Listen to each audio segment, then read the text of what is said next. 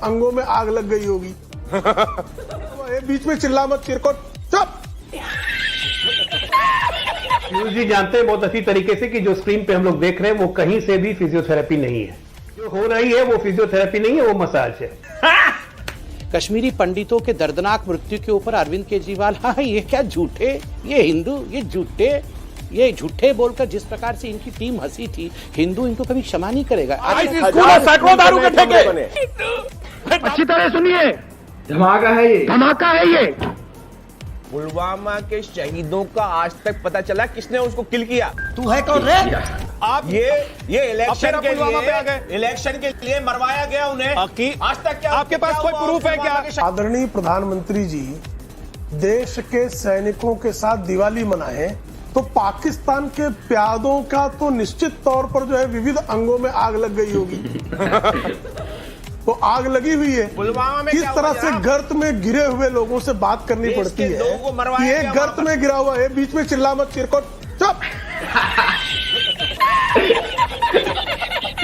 बकवास करता है, चुप इधर, देशद्रोही, नमक हराम, चुप। बकवास करता है, मैं तेरे पीछे बोल रहा था, चिरकुट, चुप। पाकिस्तान के लिए जाने वाले लोगों को पाकिस्तानी पाकिस्तान के तलवे, चुप। और आप इस बुरी तरह से विद्यानाथ जी इसको चुप कराओ, उसको प्रोटेक्ट कर रहे हैं। इस चिरकुट को चुप कराओ, जरा बताइए जरा आप इस चिरकुट को चुप कराओ। देशद्रोही पाकिस्तान के दलाल, किसी हथियार खाने से आए हुए लोग बहस में बैठ जाते हैं। आप क्रोनोलॉजी समझ रहे।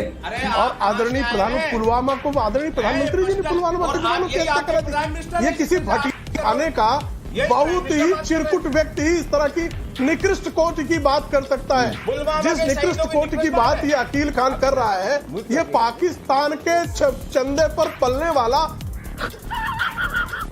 कोई जीव ही कृमिकाय इस तरह की वार्ता कर सकता है। क्या बात कर रही है कि पुलवामा आदरणीय प्रधान पाकिस्तान ने नहीं करवाया।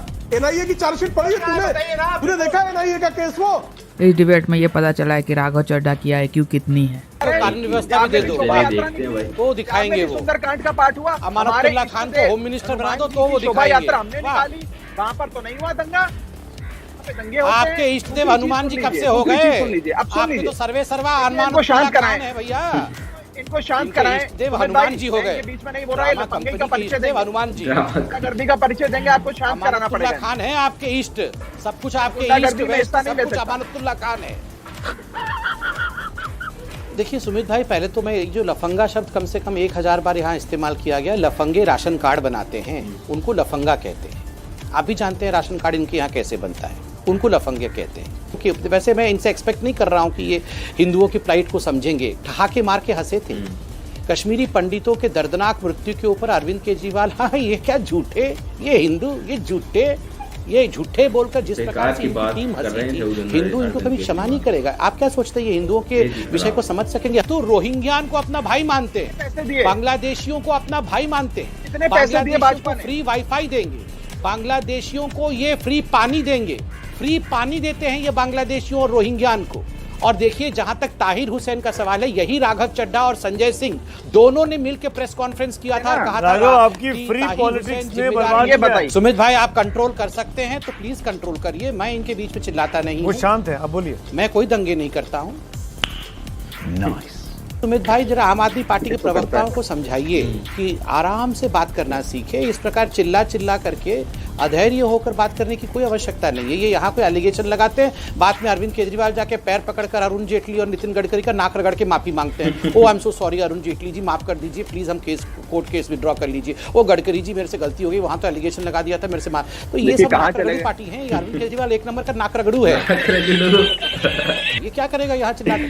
आप हमें राजनीतिक कटुता कैसे कम करनी है वो सिखा रहे हैं। आपके तो मन में, दिल में, दिमाग में, मस्तक में, वाणी में हर जगह कटुता भरी हुई है। तू है कौन रे? सुधांशु जी को मैं उस श्रेणी में नहीं मानता, आप संयमित तरीके से बात करते हैं, लेकिन अपने नेताओं की भाषा सुनिए। गिरिराज सिंह जी से लेके और प्रधानमंत्री जी से लेके तमाम जो आपके नेता हैं, संबित पात्रा आपके ही चैनल पे एक कार्यक्रम में बोले हिंदू काटे जाएंगे। बताइए ये भाषा है इनकी? जहां तक आप ये बात कह रहे हैं कटुता की भाषा का प्रयोग करने का, तो अब हम इसके लिए क्या क्या बातें बोले, आप में एक याद दिलाना चाहता हूं। जब आप लोग एक आंदोलन थे और सरकार में राजनीति में नहीं आए थे, तो क्या कहा था? सारी संसद चोर है।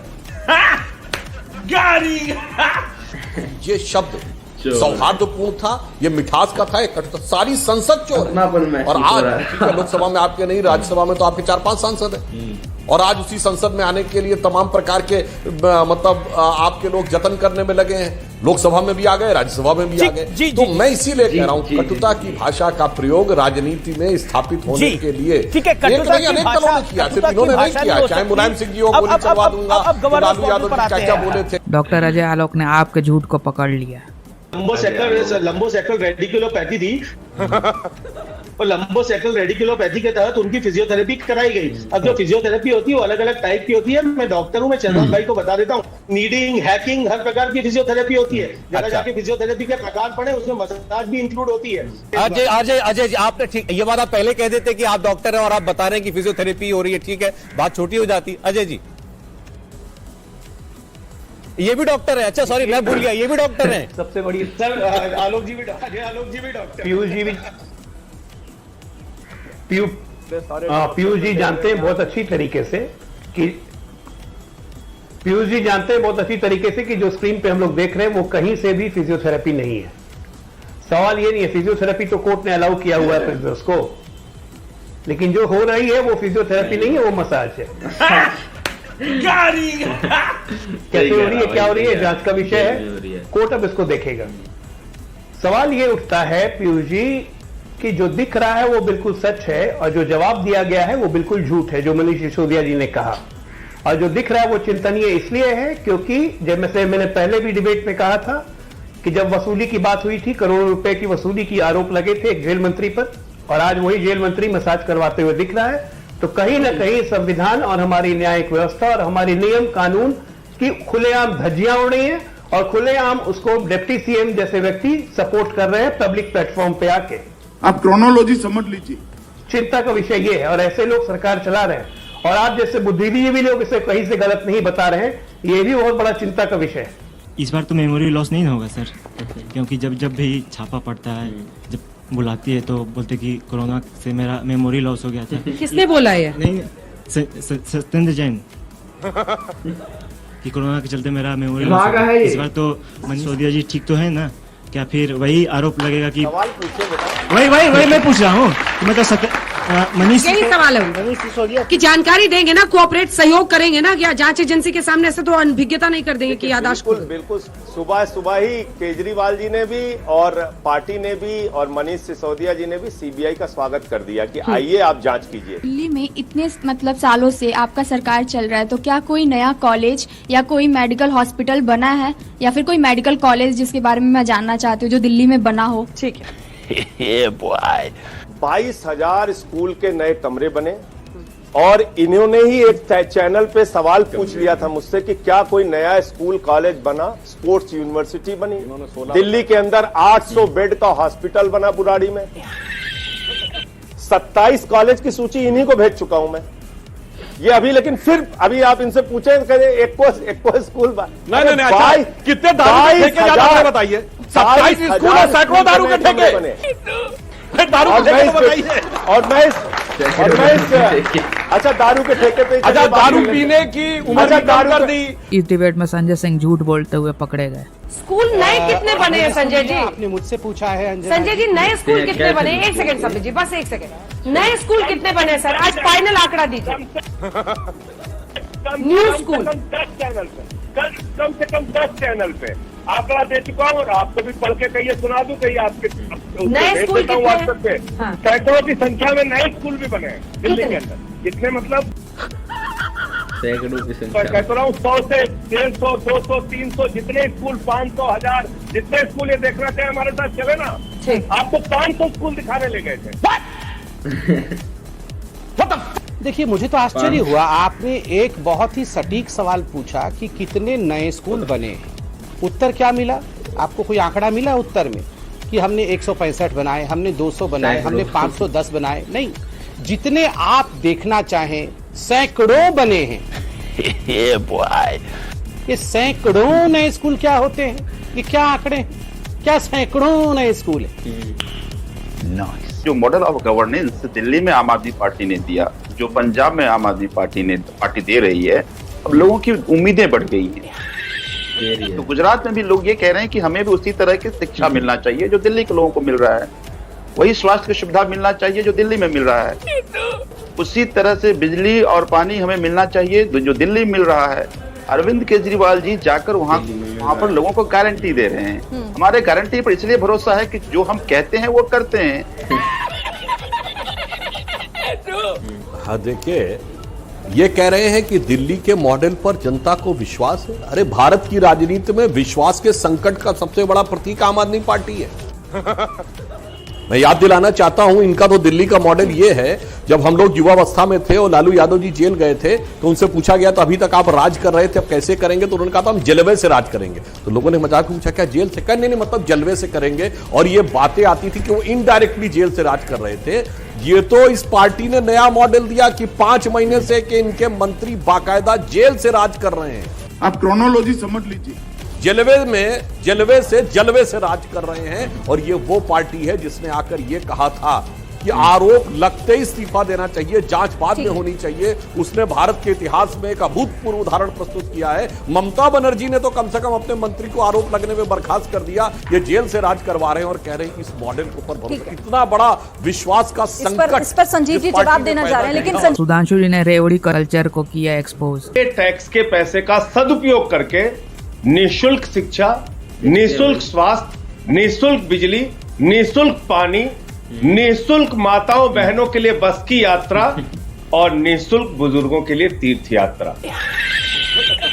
फरिश्ते योजना, अगर किसी गरीब के बच्चे का एक्सीडेंट हो जाए तो उसके इलाज में अगर 50 लाख भी खर्च होता है, दिल्ली की सरकार करती है।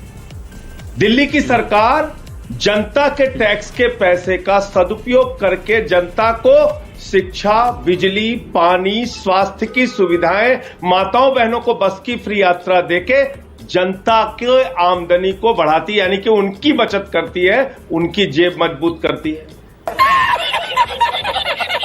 अब मैं एक बात कहूं कि पूरे भारत में दिल्ली में महिलाओं की आर्थिक और शैक्षणिक स्थिति सबसे बेहतर है। तो जहां सबसे बेहतर है वहां सबको करें जी फ्री में दे देंगे। दूसरा राज्य पंजाब, उत्तर भारत के 2 सबसे समृद्ध राज्य ना पंजाब और दिल्ली, इसमें कोई किंतु परंतु नहीं। अब पंजाब में आपने कहा हर महिला को 1000 रुपए देंगे। अरे भाई, जो सबसे समृद्ध राज्य है वहां ये पूछ तो लो कि किसको जरूरत है, किसको नहीं जरूरत है, ये सबको देंगे। ये जो विचार होता है, और मैं इसमें इनका दोष भी नहीं मानता हूं, ये एक प्रकार की राजनीतिक अपरिपक्वता का परिचय पहले भी दे चुके हैं और ये पहले भी कई बार अपनी चीजें वापस भी ले चुके हैं। उदाहरण के लिए ये कहते थे बंगले में नहीं रहेंगे, अब रहते हैं कि नहीं? क्योंकि वो केवल लोगों को बेवकूफ बनाने के लिए था कि भाई, अरे भाई ऐसा थोड़ी कि वो सरकारी बंगले में कोई जरूरत नहीं होती किसी चीज की, केवल हम 2 कमरे के फ्लैट में रहेंगे। कहते थे गाड़ी नहीं लेंगे, ले लिया ना। कहते थे सुरक्षा नहीं लेंगे, ले लिया ना। तो उसी प्रकार से अभी ये राजनीतिक परिपक्वता के एक दौर में, और ये खतरनाक क्यों है जो सुप्रीम कोर्ट ने कहा। आप देखिए, राहुल गांधी जी ने एक घोषणा कर दी थी कि हम 72,000 रुपए साल में देंगे, यानी 6,000 रुपए महीना सबको देंगे। कल के दिन कोई पार्टी कह दे कि 60,000 रुपया महीना देंगे। अरे भाई, देंगे कहां से आप? अपने यहां कहा गया है, साईं इतना दीजिए जामे कुटुंब समाए, मैं भी भूखा ना रहूं साधु ना भूखा जाए। हमारे यहां तो परंपरा है गरीबों को देने की। मंदिरों में भंडारा और गुरुद्वारों में लंगर हमेशा चलता है। तो ये रो क्यों रहे हैं? फिर तो इनको आमंत्रण करना चाहिए। देखिए, अगर 4% था, मनीष सिसोदिया गिरफ्तार हो जाएंगे तो 6% और बढ़ जाएगा। और फिर अरविंद केजरीवाल भी ये सब बता रहे हैं आज। तो ये अरविंद केजरीवाल वो व्यक्ति है, अगर 1% या आधा प्रतिशत भी वोट बढ़ता तो खुद ही मनीष को रात को बोलते, मनीष के जरा मुझे हथकड़ी लगा दो, मैं कल सुबह यही हथकड़ी दिखा दूंगा कि सीबीआई वालों ने पहनाया है। 2-4% हमारा वोट बढ़ जाएगा। अरे ये सब हथकड़ी लगा के घूम रहे होते। डिबेट भी हमारी बहन जो है हथकड़ी लगा के कर रही होती है। ऐसी पार्टी है, इतनी नौटंकीबाज पार्टी है। मजा आया, और मैं ये जो मजा है हिंदुस्तान के हर व्यक्ति को देना चाहता हूं। बहुत बढ़िया, मजा आया। आपको वीडियो कैसी लगी नीचे कमेंट सेक्शन में जरूर बताइएगा। आपका बहुत बहुत धन्यवाद। मिलते हैं अगली वीडियो में, इसी के साथ चलते हैं। बहुत बहुत धन्यवाद।